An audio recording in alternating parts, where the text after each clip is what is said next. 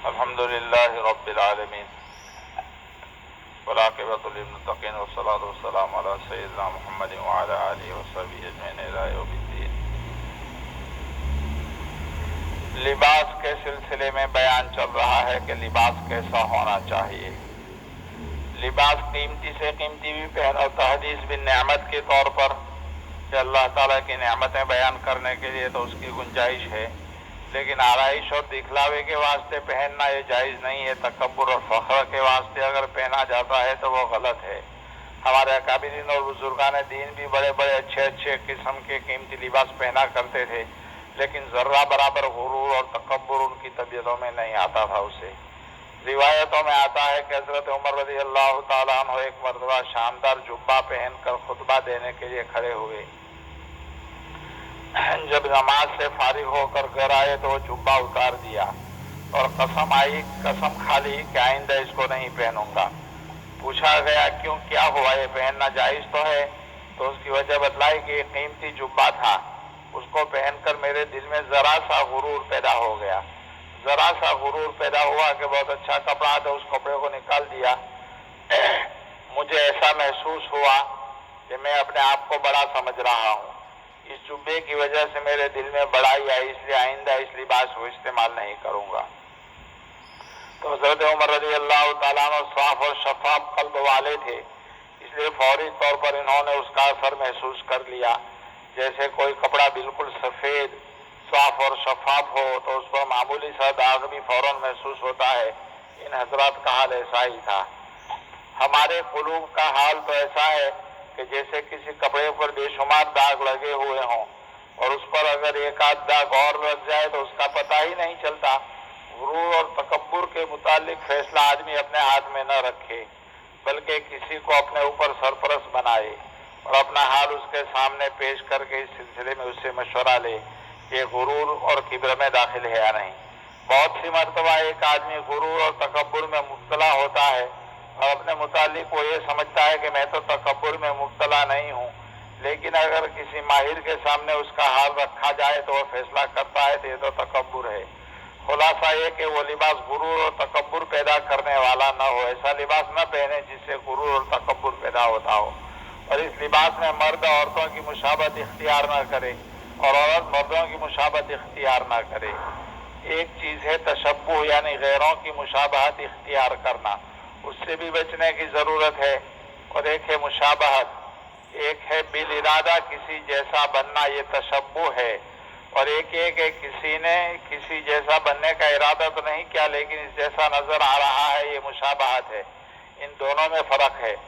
تشبہ کے بارے میں تو ابو داؤد شریف کی روایت ہے، من تشبہ بقوم فہو منہم، جو آدمی کسی قوم کے ساتھ تشبہ اختیار کرتا ہے ان میں سے ہے، یعنی جان بوجھ کر ایسا لباس پہنے مرد ہو کر کہ وہ عورتوں جیسا دکھے تو یہ تشبہ ہے، اس کی ممانعت آئی ہے۔ اس لیے ایسا لباس اختیار کرنا جو غیروں کا شعار اور امتیاز سمجھا جاتا ہے، ان کی مخصوص چیز سمجھی جاتی ہے، شریعت اس کی اجازت نہیں دیتی۔ ویسے تشبہ کے کئی درجے ہیں۔ ایک ہے عقائد عبادات میں غیروں کے ساتھ مشابہت اختیار کرنا، ان جیسا عقیدہ رکھنا، جیسے وہ بتوں کے سامنے سجدہ کرتے ہیں یہ بھی غیر اللہ کے سامنے سجدہ کرنے لگے، وہ جس چیز کی پوجا کرتے ہیں یہ بھی پوجا کرنے لگے، یہ تو کفر ہے۔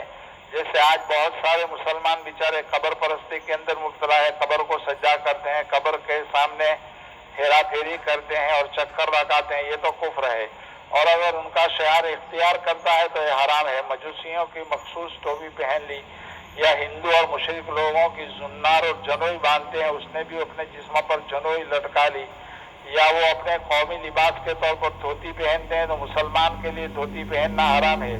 دھوتی کا تعلق مذہبی لباس سے نہیں، قومی لباس سے ہے۔ قومی اور مذہبی شعار میں فرق دیکھو، دو چیزیں ہوتی ہے، ایک تو مذہبی شعار ہوتا ہے اور ایک قومی شعار ہوتا ہے۔ زنار اور جتوئی یہ مذہبی شعار ہے، دھوتی مذہبی شعار نہیں ہے بلکہ قومی شعار ہے، یعنی یہ عام طور پر غیر قوم کا لباس سمجھا گیا ہے۔ مذہبی شعار بھی حرام ہے اور قومی شعار بھی حرام ہے، لیکن مذہبی شعار میں حرام زیادہ ہے، لہذا قومی شعار میں کافروں، فاسقوں اور فاجروں کی مشابہت اختیار کرنا حرام ہے۔ جیسے عام طور پر آج کل نوجوان فلموں میں کام کرنے والے ایکٹروں جیسا لباس بناتے ہیں، ان جیسے بالوں کو تراش خراش بنواتے ہیں، جوتے بھی ان جیسے پہنتے ہیں، چہرہ مہرا بھی ویسا بنواتے ہیں، اور نیت بھی یہی ہوتی ہے کہ ہم ویسے نظر آئیں، یا لڑکیاں فلموں میں کام کرنے والی ایکٹرز کی طرح لباس پہنتی ہے اور یوں چاہیں کہ ہم بھی ویسے ہی نظر آ رہے، تو یہ تشبہ ہوا، یعنی پہنتے وقت ہی خود جیسا بننے کا، ان جیسے بننے کا ارادہ ہے۔ اس پر یہ وحید آئی ہے من تشبہ بقوم فہو منہم، کہ جو آدمی کسی قوم کے ساتھ مشابہت اختیار کرتا ہے وہ ان میں سے ہے۔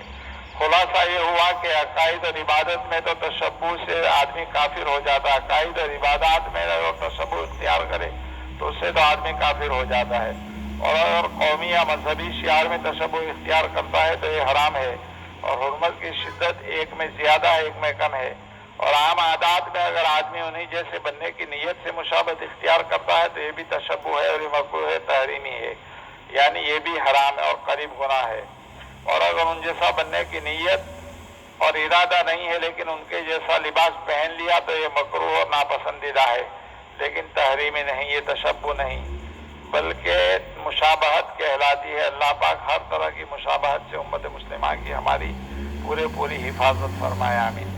بھائی اپنی انفرادی دعاؤں میں زیادہ سے زیادہ امت مسلمہ کے لیے نصرت اور مدد کی دعا فرماتے رہیں۔ آج کل حالات پورے دنیا میں ایسے چل رہے ہیں کہ مسلمانوں کے لیے خوب دعا کرنے کی ضرورت ہے۔ اللہ پاک امت مسلمہ کے ساتھ رحم اور کرم کا معاملہ فرمائیں۔